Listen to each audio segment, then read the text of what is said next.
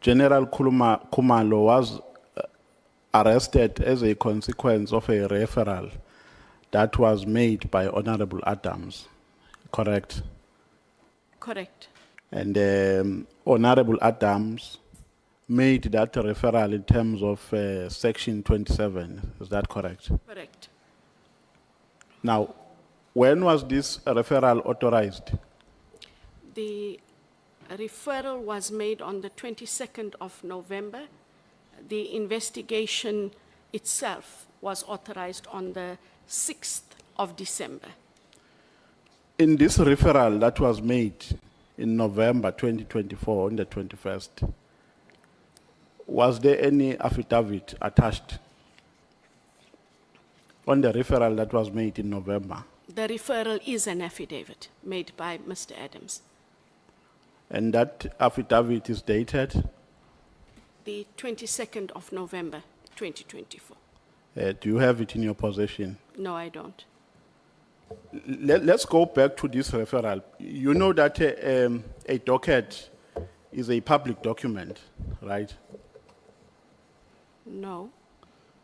Would you agree with me if I say to you, the affidavit of Honorable Adams is dated the 6th of January, 2025.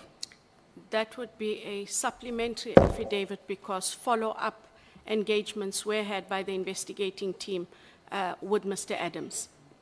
It is called flip-flop knee-jack for a reason, because every witness has changed the story about the Section 27 that they received from Adams. So let's try and understand exactly where we are right now before the story changes again. As the commission has progressed, the evidence suggests that there may be at least 3 or 4 distinct Adams-related affidavit streams. However, only 2 are clearly described as competing versions of Section 27 referral affidavit itself. Version 1, the missing December or November 2024 Section 27 affidavit. According to Ramsamy, Advocate Johnson handed her what she described as the original Section 27 affidavit on 5 December 2024 for the purpose of preparing a Section 2813 preliminary investigation application. Ramsamy says this affidavit referred extensively to the PKTT, contained allegations relating to vetting and polygraph testing, referred to procurement, including a forklift and PKTT vehicles, formed the basis upon which she drafted the Section 2813 application and was returned to Johnson on 6 December 2024. Rapesu independently corroborates Ramsamy's evidence. He testified that Ramsamy briefly showed him this affidavit on the morning of 6 December 2024, and that the document he read dealt predominantly with PKTT-related allegations. Both Ramsamy and Rapesu state that this affidavit has never been produced at the commission. So, version 1 says this particular affidavit, the Section 27, is actually missing. They cannot find it. We move on to version 2. The affidavit produced before the commission.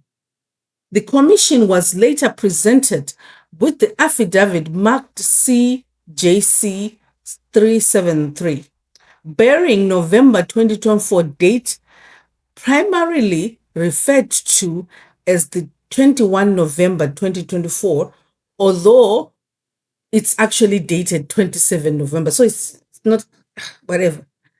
Ramsamy says this affidavit that was presented at the commission is not the affidavit that she used to prepare the 2813 application way back in December 5, 2024, because it contains no substantial PKTT allegations. Because she says the one that they had a lot of PKTT allegations, but the one that is submitted to the commission doesn't have. It omits several allegations reflected in her draft section of 2813 application. And its contents do not reconcile with the investigation she was instructed to prepare. Rapesu, likewise, testified that the affidavit that the commission has is not the affidavit Ramsamy showed him on December 6, 2024. Ramsamy went further and alleged that the affidavit ultimately produced was created later. So which means when they had lost that affidavit, or maybe they just have it and they don't want to give it to the commission, they recreated another one. That remains Ramsamy's allegation. So version 2, the affidavit ultimately produced before the commission, is not the original one. We move on to version 3. In January 2025, supplementary affidavits. On January 6, 2025, Ramsamy, Perumal, and Rapesu consulted Adams in Cape Town. According to Ramsamy, Adams' A1 statements were regarded as wholly inadequate. He did nothing focal. The allegations required actual supporting evidence, and Adams was required to supplement the statement. So in other words, Adams' Section 27, the one that is lost and recreated, both of them did not trigger the IDAC mandate. Rapesu confirmed that 4 supplementary affidavits were taken from Adams during this consultation in 6 January 2025. Tadayashe also referred to the January 2025 affidavits dealing specifically with the Mokwele appointment. However, the evidence presently available does not conclusively establish that these January affidavits were themselves new Section 27 referral affidavits. That is why Nomvalo at the Parliament says that he only has an affidavit from January 6, 2025. So it's not clear whether these affidavits are A1 statements or they're actually Section 27 affidavits. It's not clear. They may instead have been supplementary A1 statements, supplementary affidavits, or affidavits dealing with specific aspects of the investigation.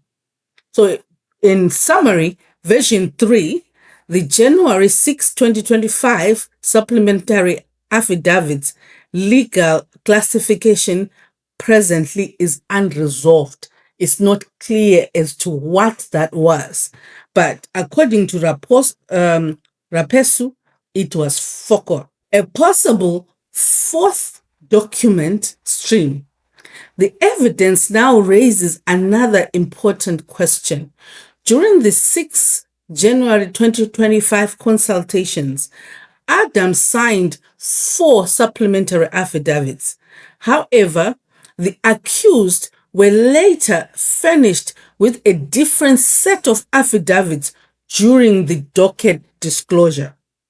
Both Ramsamy and Rapesu testified that they do not know where those disclosed affidavits came from because they were not the affidavits they say were taken during the Cape Town consultation. Are you guys following me? Do you follow me? This introduces a separate evidential issue. Are the affidavits disclosed to the accused in the Mokwele matter the same affidavits taken from Adams on the 6th January 2025? Or are they different documents created or substituted at a later stage? At present, that question remains unresolved, and the commission doesn't even have the answers either.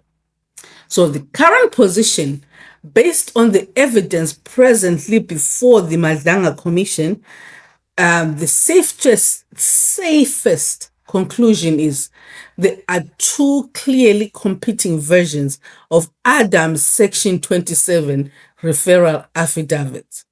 There are January 2025 supplementary affidavits whose legal classification remains unresolved, and then there is now a further dispute regarding whether the affidavits disclosed to the accused were the same affidavits that Ramsamy and Rapesu say were taken from Adams on 6 January 2025.